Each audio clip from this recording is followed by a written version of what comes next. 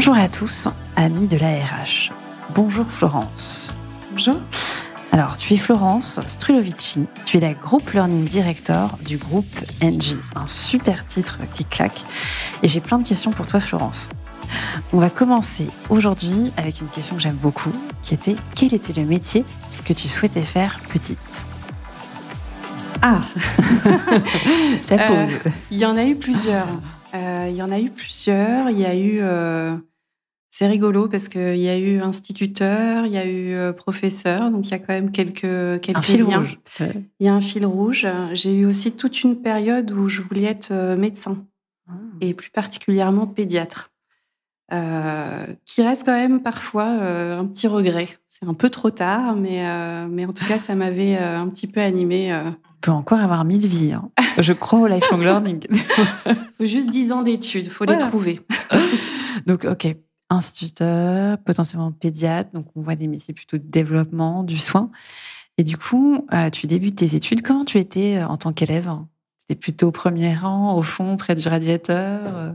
J'étais plutôt premier rang au milieu de classe, rarement premier tiers quoi. Premier tiers, okay. plutôt bon élève, plutôt intéressée, pas forcément dans les premières, ouais. pas forcément ultra travailleuse, mais ouais. Voilà, intéressée par les matières, en particulier les matières scientifiques, plutôt les maths d'ailleurs. Et intéressée aussi par les élèves. J'ai été déléguée, par exemple, tout le collège, tout le lycée. Ça veut souvent dire... Bon, j'étais aussi déléguée de classe. Et ça, je trouve que ça dénote de quelque chose de très positif, tu vois, du leadership. Et comment se passe du coup la suite des études ? Qu'est-ce qui fait qu'à un moment, tu t'orientes vers une voie plutôt qu'une autre ? Alors, je m'oriente dans une voie en me disant, je sais pas exactement ce que je veux faire pour toute ma vie. Et du coup, il faut s'ouvrir des perspectives. Et donc, je choisis de façon très simple une prépa commerciale, en me disant voilà, on verra en école, il y aura toutes les possibilités dans des entreprises ou ailleurs. Et puis, ça me laisse le temps de trouver un petit peu ce que j'aimerais vraiment faire. Voilà, ça ouvre les portes. Tu te gardes un max d'options sous le coude. Exactement. Et du coup, comment ça se passe ? Parce qu'en général, quand on part en prépa, on part au combat. C'est 2 ans ? C'est 2 ans. Comment tu les vis, ces années de prépa ? Plutôt bien, et en même temps avec un petit choc quand même, en me disant, tiens, les journées peuvent ressembler à ça. C'est-à-dire beaucoup de travail, de colle... Enfin, voilà, quelque chose de très, très, très scolaire. Ouais. Et je me dis, c'est bien, mais c'est bien que ça dure que 2 ans. Ouais. Vivement la suite. Ouais. Voilà. J'ai eu l'impression que c'était formateur dans le sens où on nous apprend, en tout cas, on nous fait croire qu'on peut faire un peu tout ce qu'on veut, qu'on va pouvoir répondre un peu à toutes les questions. C'est quand même galère. C'était une chouette prépa, c'était le lycée Ampère à Lyon. Voilà, avec des expériences très qui forment quoi. Avec des cols qui se passent plus ou moins bien, des profs qui sont plus ou moins sympas. Prépa. Et est-ce que tu vois, parce que c'est aussi quelque chose qui revient lorsqu'on fait 2 ans de prépa, il y a énormément de charges de travail. Tu le dis très subtilement, mais voilà, il y a aussi un traitement qui est parfois à la dure. Est-ce que quand tu intègres finalement ensuite une école, il y a une déception par rapport à tes attentes ? Ça correspond à ce que tu attendais ? Tu te dis ok, j'ai fait tout ça, ça valait le coup ? Ou parfois tu as un décalage et tu te dis, t'arrives en école et parfois tu te dis bon, finalement j'ai beaucoup appris en prépa et tout d'un coup en école le rythme est plus lent, vaporeux. J'ai trouvé ça assez choquant et je suis pas sûre que ce soit encore le cas aujourd'hui, parce que pour avoir intégré quelques personnes plus jeunes qui sortaient d'école de commerce, je trouve que ça travaille plus en tout cas qu'à mon époque. Mais j'ai trouvé ça hyper choquant d'être dans un rythme de travail intense et d'arriver et d'être dans un rythme de travail beaucoup plus cool. Alors en même temps beaucoup plus pratico-pratique dans l'entreprise, mais sans avoir d'expérience en entreprise. Donc c'était quand même un peu le biais pour avoir de l'impact. Et dans un rythme très festif. Donc on va pas se plaindre, mais c'est un extrême à un autre. Et alors initialement, donc tu t'engages vers la voie du commerce en te disant voilà, je veux un maximum d'options. Et une fois que tu as ton diplôme en poche et que là il faut choisir finalement l'option, tu t'orientes vers quoi ? Mais en fait, c'est arrivé plus tôt parce qu'on a dû se spécialiser, je pense, au moment de la 2e année. où il fallait choisir alors, finance, marketing et autres. Il y avait plein de spécialisations possibles. Et là, je retombe un peu sur, sur ma stratégie de départ en me disant c'est trop tôt. Si je vais pas m'inscrire en finance parce que j'ai pas envie de faire la finance toute ma vie, j'ai pas envie de faire du marketing toute ma vie. Et on était quand même à une époque où quand on arrivait dans une voie, c'était difficile d'en changer. Je pense que c'est toujours le cas, mais le monde est un peu plus ouvert. Donc, je choisis une spécialisation qui n'en est pas une en fait, qui s'appelle Advanced Management in English. Clac. Voilà. Donc, je me retrouve finalement quasiment seule française. Il y avait un autre Français avec moi et avec des étudiants étrangers qui viennent finalement faire leur cursus à l'école. Donc, j'étais ravie. Parce que ça aussi, c'était une grande priorité pour moi, c'était d'être dans un environnement ultra international, avec voilà, des cultures, des modes de fonctionnement que je connaissais pas. C'est là où j'avais de l'énergie et de la motivation. Bien sûr. Et qu'est-ce que tu apprends dans ce genre de cursus ? Plein de choses, mais j'apprends surtout que les comportements sont très différents d'une culture à une autre. Je me souviens des Américains qui challengeaient les profs d'une façon extraordinaire. C'était assez révélateur en fait dans la façon dont ils avaient été éduqués, dans leur système de formation, la façon dont ils peuvent être à l'aise à l'oral, les travaux de groupe aussi étaient assez intéressants. Il y avait beaucoup d'Asiatiques qui avaient des comportements qui pouvaient être aussi très différents.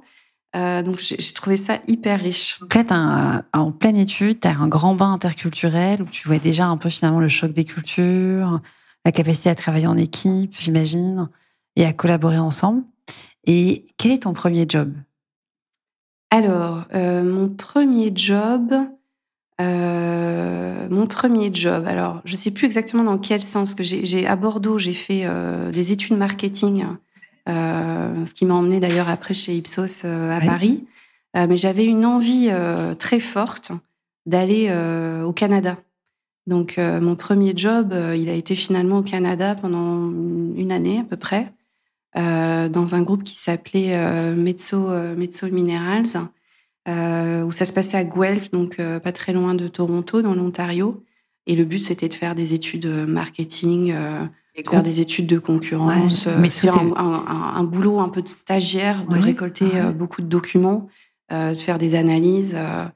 Et ce qui était hyper sympa, c'est que moi, mon rêve, c'était Montréal, à la base. Et en fait, ils avaient aussi un bureau à Montréal. Donc, au bout de 6 mois, ils m'ont envoyé pour continuer ma mission à Montréal. Oui, parce que tu as eu un background qui est très international. On va en parler après. Tu as aussi été en Asie. Et c'est suite à cette première expérience ensuite que tu t'orientes un peu plus vers des métiers un peu de conseil. D'abord chez Ipsos, tu le disais. Ensuite chez CGI. Et puis là, tu arrives ensuite tu passes chez le client, j'imagine. Comment ça se passe ? C'est exactement. Tu es détecté le parcours classique. Tu es happé alors que tu es en poche chez CGI. Tu fais une mission, c'est ça, pour Engie, ou comment ça se passe ? J'étais déjà en mission chez Engie. Je suis hyper surprise et contente quand on me propose un poste chez Engie parce que je suis avec des consultants qui peuvent être assez spécialisés dans certains domaines et moi, j'ai l'impression d'avoir un profil très généraliste. Donc, je suis assez surprise de la proposition et en même temps très heureuse parce que voilà, c'est Engie, c'est un énorme groupe avec des métiers qui sont très différents. Et je me dis, c'est génial, moi qui ai toujours voulu un peu naviguer dans différents horizons, comprendre, rencontrer. Voilà, ça peut être une très, très belle suite. Qu'est-ce qui apporte finalement, parce que tu as un background, je disais, assez marketing, plutôt business, que tu as notamment développé dans tes métiers de conseil et chez Ipsos. Qu'est-ce que ça t'apporte finalement en termes de grille de lecture, en termes de savoir en quoi, finalement, ça te prépare à cette arrivée chez Engie ? Particulièrement le conseil. La partie conseil, le côté customer-centric. Ça, c'est un truc que j'ai toujours gardé. Et là, ça fait quand même maintenant une dizaine d'années, alors si j'ai eu un passage chez Equance, que je suis dans le groupe Engie. Et je me considère un peu quand même toujours comme une consultante interne.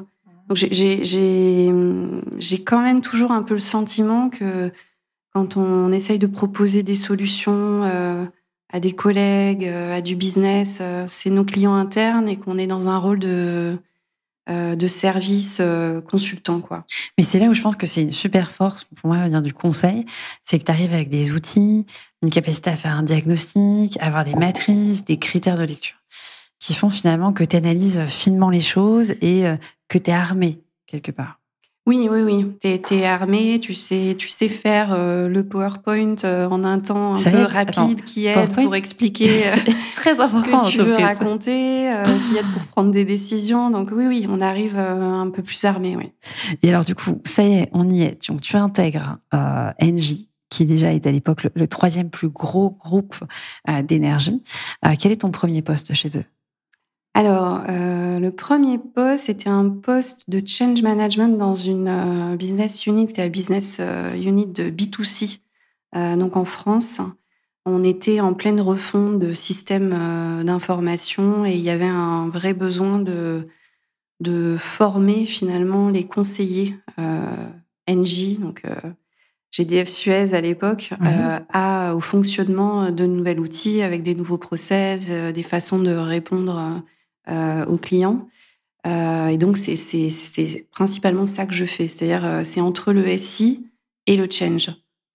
Du recettage, la coordination d'équipes qui vont être amenées à tester le système et ensuite beaucoup de communication sur tout ce qui va évoluer, des réponses aux questions, une espèce de super hotline pour que ça se passe le mieux possible une fois que ça arrive en production. Excellent. Donc, tu fais d'abord 2 ans et ensuite, du coup, tu deviens programme manager, stratégie, prospective, portfolio.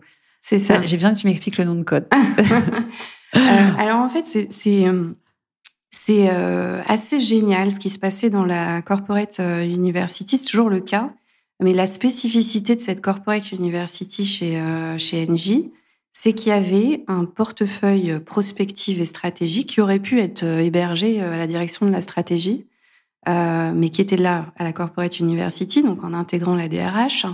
Et en fait, l'idée, c'était de faire des think tanks, donc de répondre finalement à des problématiques que le groupe avait sur des sujets vraiment divers et variés, hein. Tu peux donner un exemple? La transformation digitale, les nouveaux business models, les sujets d'innovation, le business. On a fait comment on fait du business en Afrique, par exemple. Oui, donc un spectre Un très, très spectre large. ultra large. Et là, je me dis, c'est le job de mes rêves. C'est-à-dire que je ne connais rien à tous ces sujets, mais je vais travailler avec plein de gens qui connaissent. Et le but, ça va être d'être une espèce de chef de projet qui va coordonner tout ça, qui va pouvoir animer à certains moments, qui va pouvoir préparer et des learning expeditions dans Non, mais la... attends, je m'arrête là-dessus. Ça fait rêver tout le monde. Donc, tu as donc ce fameux think tank, mais quel est le point de départ? Qu'est-ce qui fait qu'à un moment, on crée ce type d'instance en entreprise et on se dit, OK, bon, parce qu'il faut quand même un budget, il faut des ressources, tu vois, tu as été aussi staffé sur le projet. Qu'est-ce qui fait qu'à un moment, on se dit, OK, c'est important pour nous d'avoir une cellule un peu tendance, rattachée à la RH en plus, c'est assez rare. Quel était le point de départ? Alors, ça s'est passé bien avant que j'arrive, mais je pense il y avait une stratégie qui était intéressante. Donc, il y avait les moyens, comme tu dis, mais la stratégie a été long terme. C'est-à-dire qu'on voyait bien qu'il y avait des sujets qui allaient nous rattraper, qui avaient besoin de mûrir sur sur certaines façons de travailler, sur certains business. Et on avait une direction qui était vraiment sponsor et moteur dans apportez-nous les recommandations pour qu'on comprenne un peu mieux quelles seraient les options sur ces sujets-là.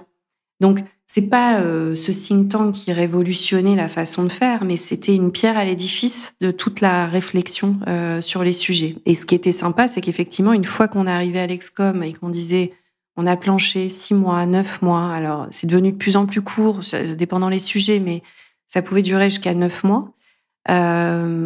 Voici nos recommandations. Il y avait des restitutions qui Il y étaient avait des faites au restitutions niveau qui étaient Excom. faites, oui, oui. Et ensuite, il y avait des plans d'action. Alors la frustration, c'est que après, c'était plus pour nous. On passait sur un autre think tank et Parce que du coup, comment ça s'organisait ensuite? Les recommandations, elles étaient prises en main par des opérationnels? c'est ça, c'est ça. Donc, c'était Ensuite, ça presque rentrait dans un les... do tank, en fait. Hein.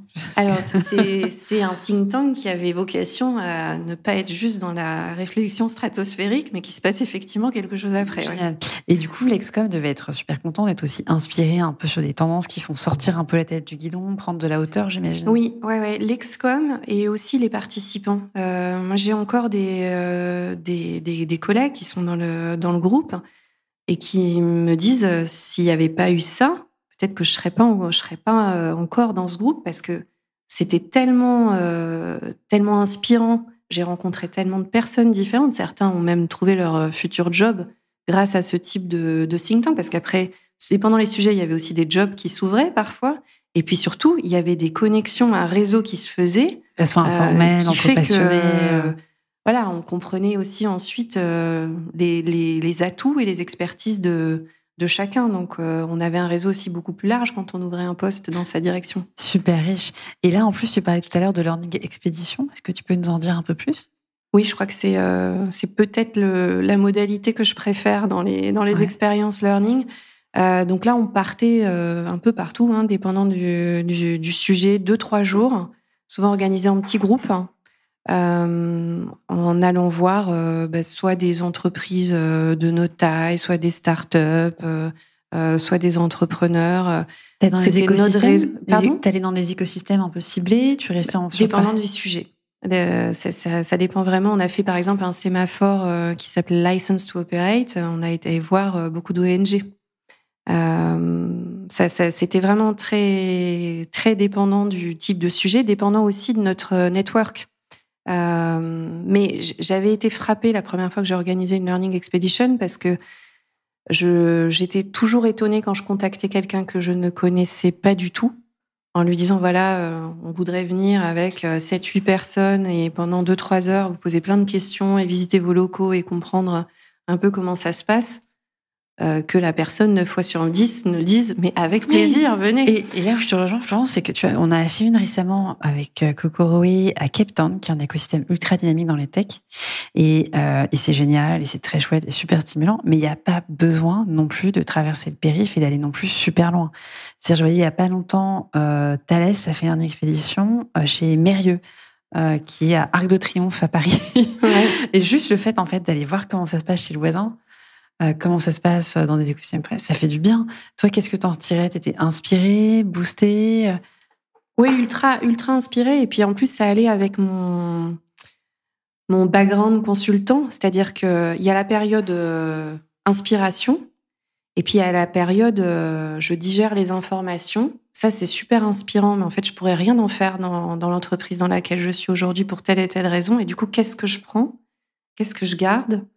Qu'est-ce que je peux mettre en place tout de suite, demain, après-demain ? Et tout ce travail d'analyse était particulièrement inspirant. Et t'arrivais du coup à le formaliser ensuite sous forme de rendu, genre de choses pour pas perdre un peu la matière ? Oui. Alors, j'étais pas toute seule, hein. Heureusement, les participants étaient là aussi pour aider. Mais bon, on était quand même. J'étais beaucoup rédactrice, relectrice.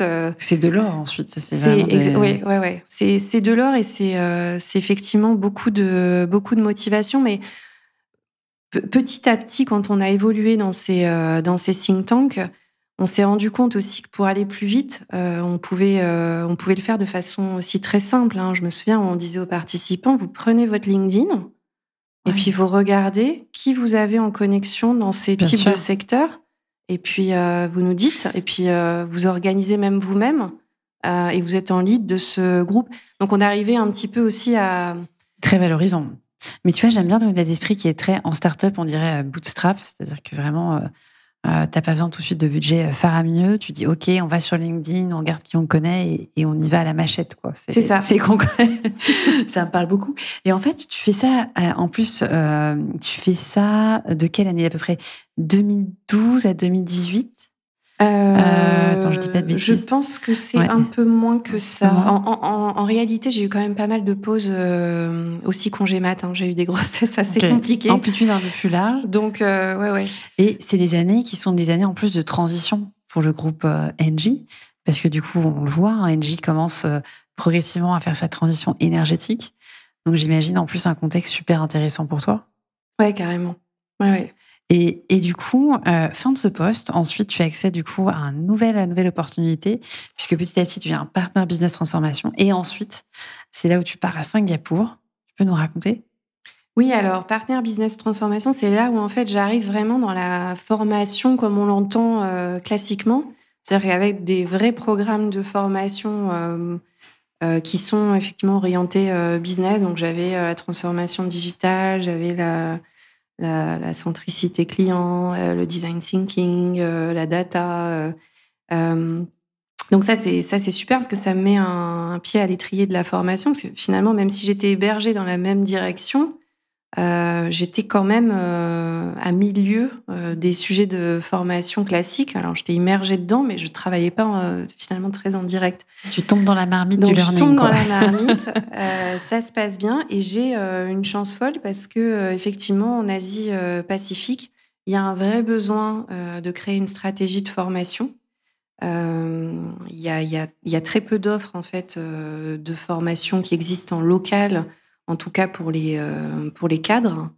Et donc, il y a besoin de comprendre quelles sont les priorités learning et finalement de recréer une corporate university régionale et beaucoup plus locale aussi avec nos enjeux de transition énergétique. Le but du jeu, c'était pas de faire voyager nos formateurs, qui soient internes ou externes, à chaque fois qu'on avait besoin d'une formation. Donc, trouver aussi l'écosystème local qui va bien pour que le système soit pérenne. Et donc là, tu arrives un peu comme une super consultante, finalement. C'est ça.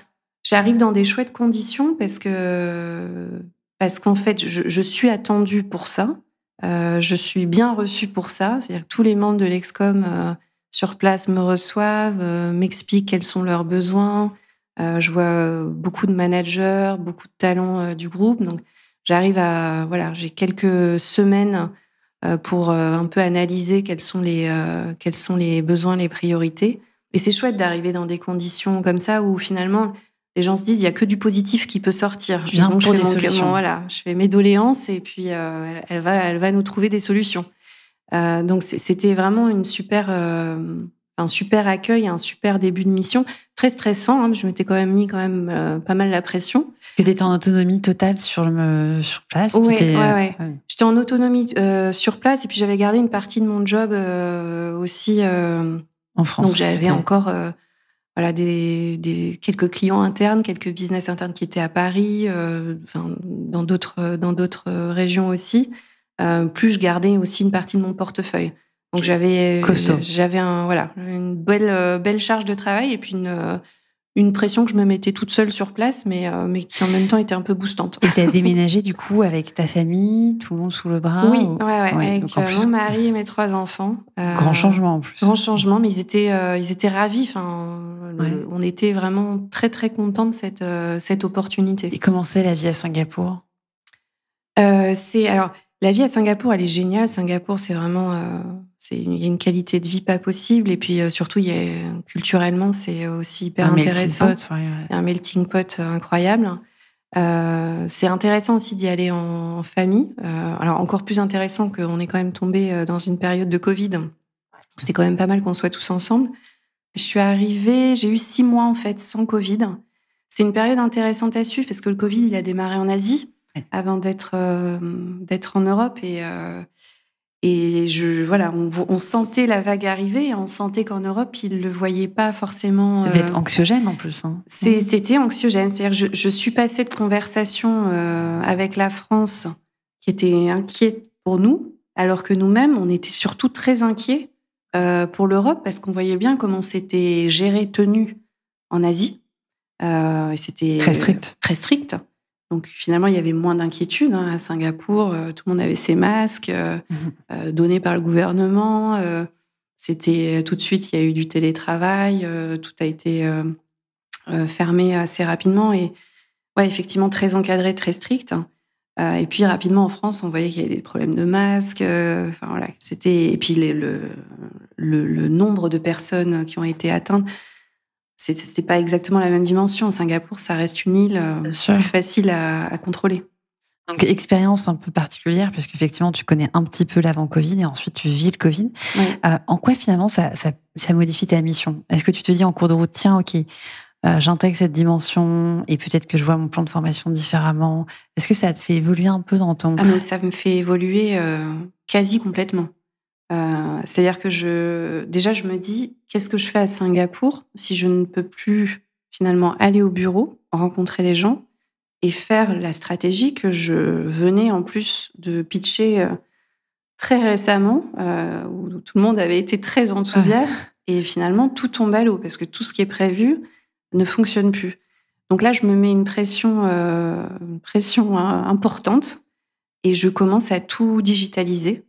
Alors, tout digitaliser, pas exactement. Je fais beaucoup de veille parce que c'est une époque où il y a quand même beaucoup d'écoles, beaucoup d'organismes de formation qui commencent à proposer aussi des formats virtuels. Donc, je fais beaucoup de veille et j'envoie pour que les gens soient constamment alimentés. Et en parallèle, sur les sujets les plus stratégiques qu'on avait, je virtualise. Je communique. Et je me dis, bon, on est prêt, on a quelque chose à proposer, tout va bien. Sauf qu'en fait, tout va pas bien parce que le business est tellement impacté Bien sûr. que, en fait, j'ai pas de clients internes. Ouais. Ils sont à milieu. C'est pas leur préoccupation De se immédiate. dire, ça, c'est la priorité maintenant. Donc, ça prend un peu plus de temps que ce que j'avais prévu. Mais finalement, c'est quand même pas plus mal d'être prêt avant son client. Parce que ça permet au moment où ils sont prêts d'être vraiment prêts. Et puis, ça démarre. Et là, on commence à avoir des inscriptions à beaucoup de business développeurs. En parallèle, je suis beaucoup aidée de la Corporate University, qui commence à lancer des espèces de campus virtuels, donc des learning, ce qu'on avait appelé à l'époque Learning Festival.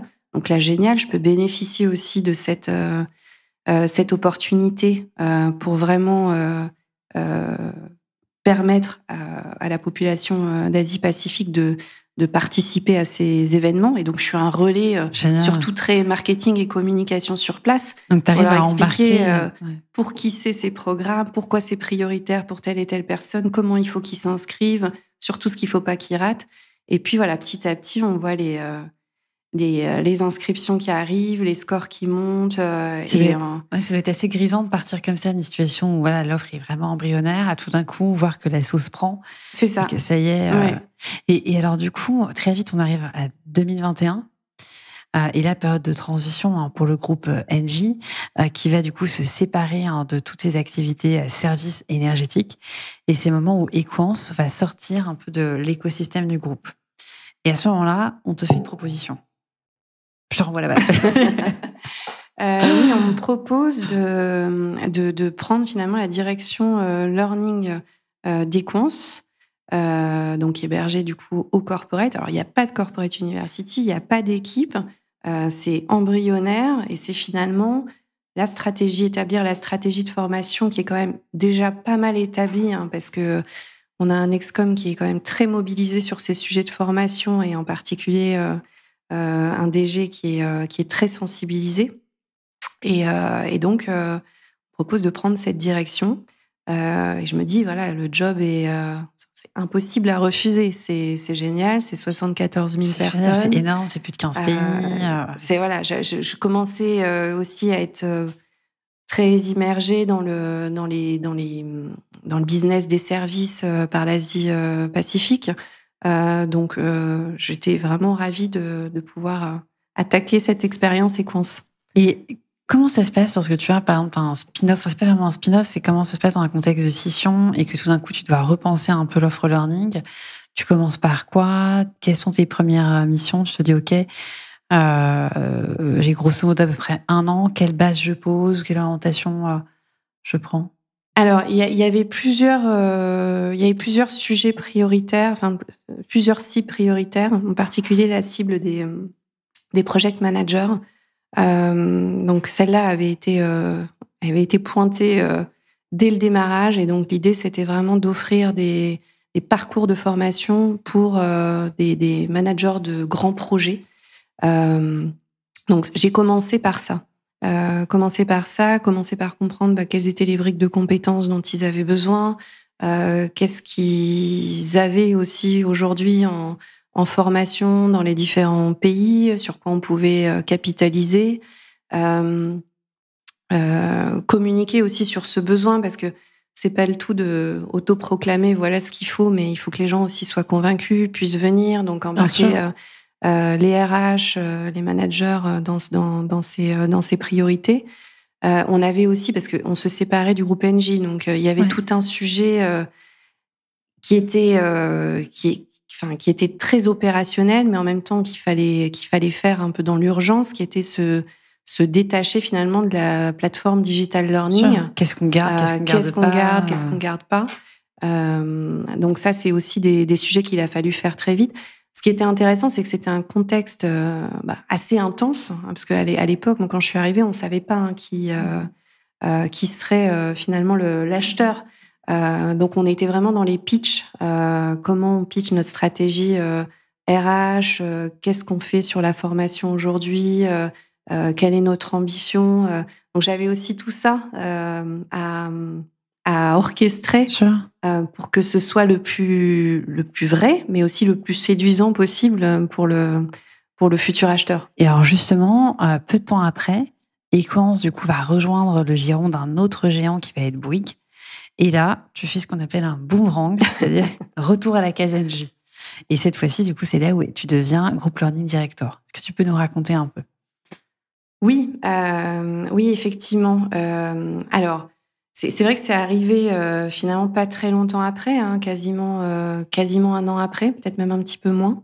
Le learning chez NJ a été depuis toujours assez décentralisé. Même si on a la chance d'avoir une super corporate university, il y avait quand même une autonomie qui était laissée aux entités locales, aux pays, pour finalement faire les formations qui leur semblaient le plus légitimes.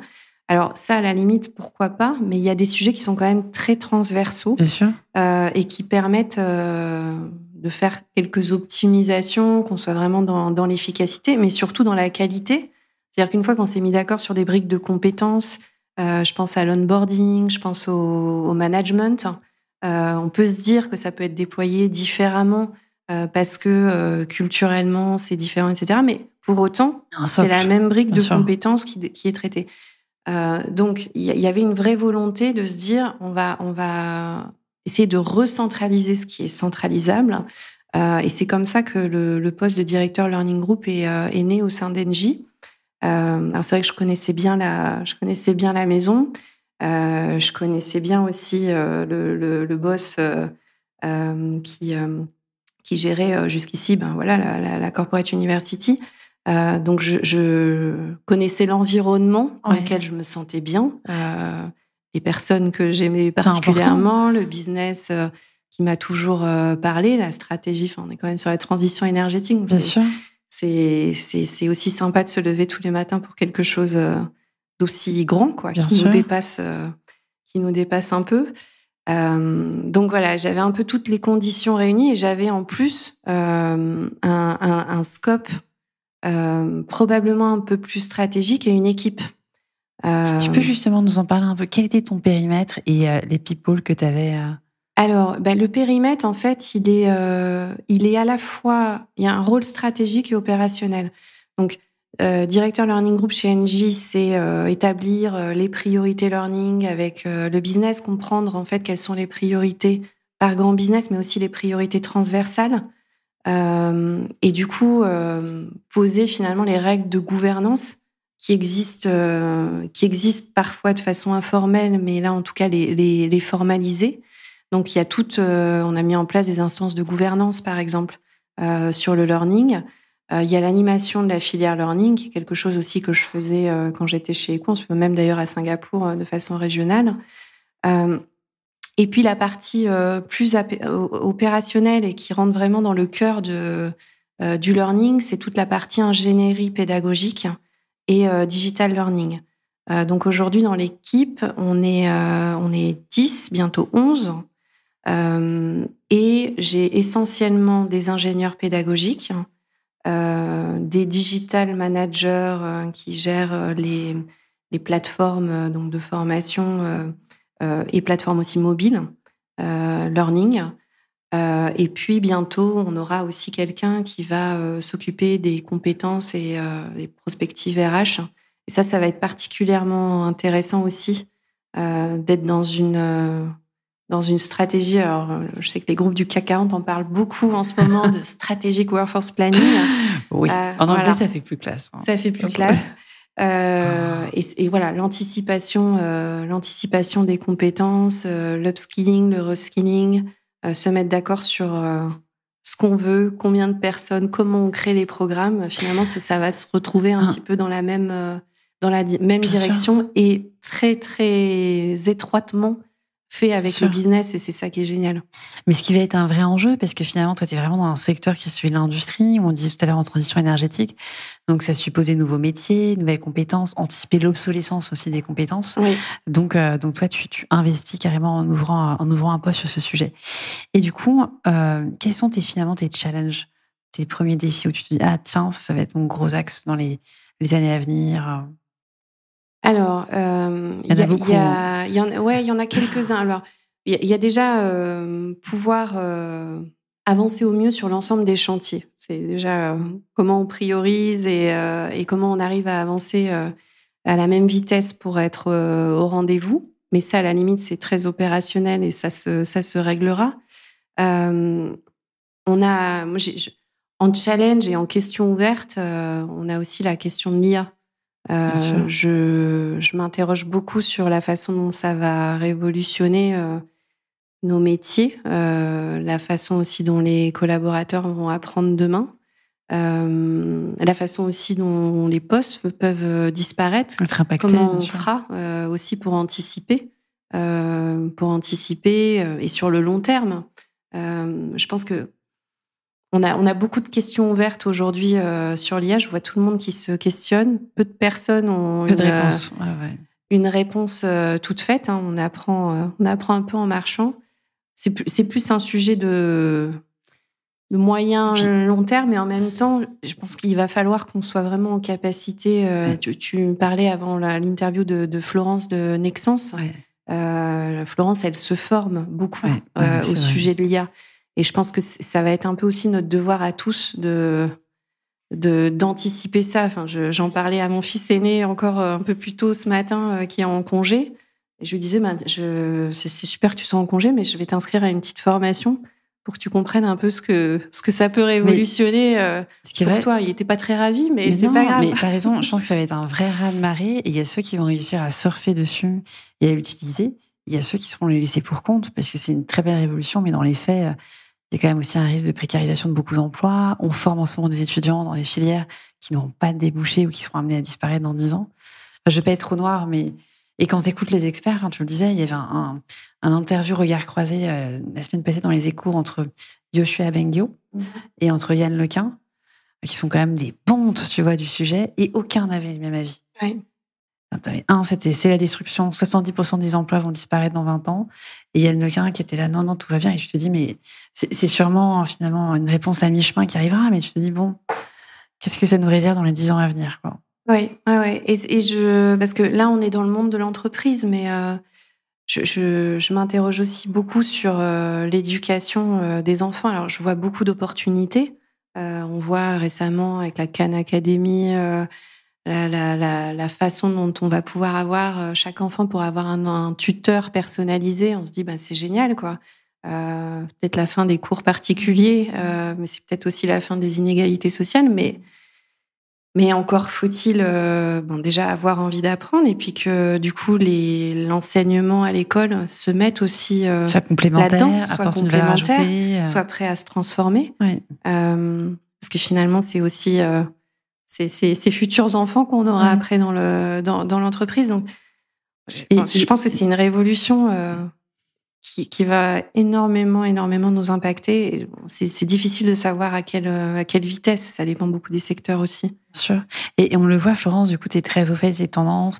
Comment tu fais un peu pour faire ta veille? Est-ce que tu arrives à consacrer un temps? Est-ce que tu le fais plutôt un peu de façon naturelle au fil de la semaine? Alors, je suis pas forcément exemplaire dans la veille ces derniers temps parce que voilà, il faut prioriser plusieurs autres chantiers. Par contre, on a la chance d'avoir dans l'équipe quelqu'un qui fait de la veille pédagogique. Et ça aussi, c'est topissime. C'est un chercheur au départ. Ça aide énormément parce que du coup, il est capable de screener aussi quelques boîtes, quelques startups, quelques tendances pédagogiques. Super. Après, je cible aussi quelques événements, alors que ce soit des événements parisiens. J'ai eu la chance, là, ces derniers jours, d'être, par exemple, à l'IMD.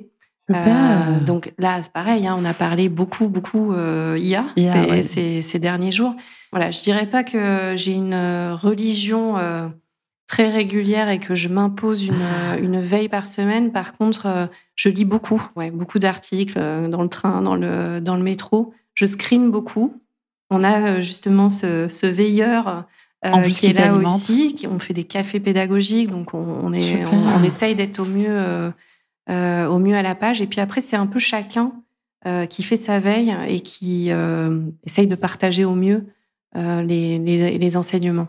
Quelque chose qu'on essaye de mettre en place à Cocori, parce que du coup, on fait une veille pédagogique au sein de l'équipe, c'est maintenant, une fois par semestre, on va élire les 5 innovations qu'on a préférées dans notre veille pédagogique, et on se bloque un après-midi et on se fait un mini hackathon ensemble pour tester les mettre en place. Génial. Et ensuite, la startup vote sur ce que... Et en fait, c'est pas mal parce que la veille, moi j'adore ça, mais il y a un moment, ça peut être aussi consultatif, inspirationnel, ça nourrit, ça fait du bien, mais tu as aussi la question à un moment, est-ce que tu passes à l'action ou pas ? Et je crois aussi au fait de dire à un moment, vas-y, on tente, on expérimente. Toi, tu arrives à passer aussi un peu le step de l'expérimentation. Oui. Après, c'est vrai que pour des heures de veille, il y a peut-être peu de mise en action, mais il y en a. On l'a vu, on a fait venir des personnes qui font de la réalité virtuelle. On a un projet de réalité virtuelle pour notre CFA, sur transition énergétique, sur des sujets en plus de santé-sécurité. Donc, c'est génial. On a fait un café pédagogique sur l'IA. On est en train de faire un test avec Synthesia aujourd'hui et de créer des formations avec des avatars.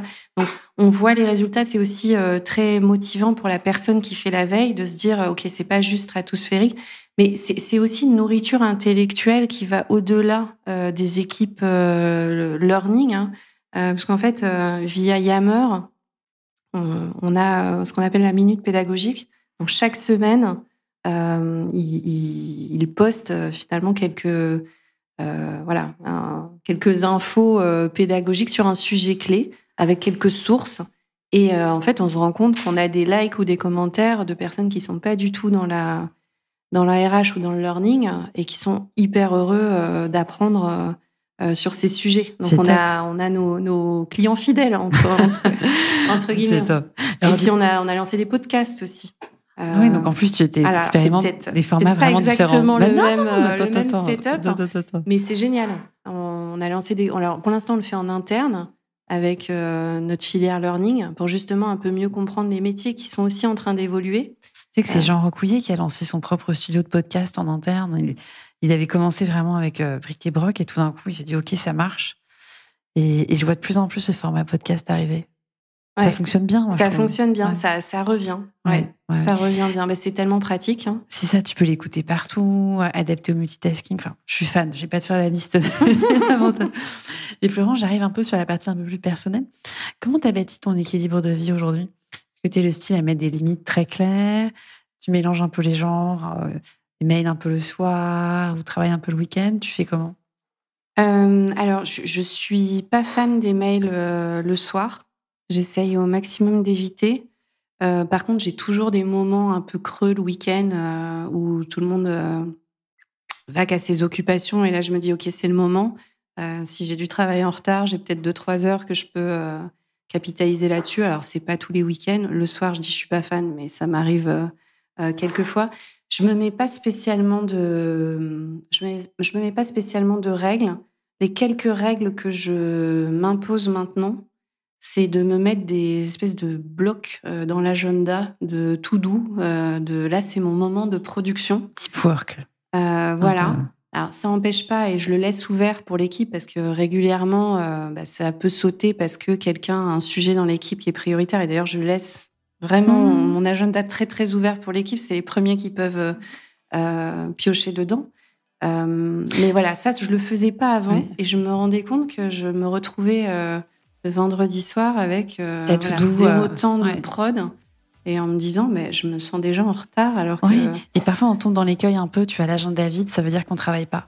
Alors qu'au contraire, il faut te mettre des plages un peu de deep work, travail profond, où t'es pas interrompu. Et moi, c'est le mardi, tu vois, et moi, je sais que c'est sacralisé, il y a marqué nos rendez-vous, et personne ne peut se tromper. Et j'ai un temps de concentration sans interruption. Oui. Et après, oui, s'il y a urgence, bien sûr, je reste dispo. Mais je pense que c'est une bonne façon de ne pas être un peu le parent pauvre, finalement, tu vois, celui qui se retrouve avec toi à la fin. De ne pas être soumis à ce qui est en train d'arriver, sur lequel on n'a pas la main, en fait. Après, c'est pas toujours évident, parce qu'on est, par exemple, sur un gros projet, la SIRH, dans lequel j'ai la chance d'être business process owner. Et là, c'est la cadence du projet. Donc, j'ai pas trop le luxe de me dire, alors ça va être le lundi après-midi, ou ça tombe quand ça tombe. Par contre, ce que j'essaye de faire, et que j'aime beaucoup, c'est le vendredi quand c'est possible. Souvent, c'est plutôt le vendredi après-midi. C'est tous les messages que je reçois, un peu d'externes, de propositions de collaboration, auxquelles on peut évidemment pas donner suite toujours, mais en tout cas de se garder quelques créneaux de ce type, en se disant ça, ce sera le vendredi après-midi. Tu dépiles à ce moment-là. Et puis ça fait une bonne... on arrive dans le week-end avec un peu de nourriture je comprends. Intellectuelle sur ce qui se passe ailleurs, parce que souvent...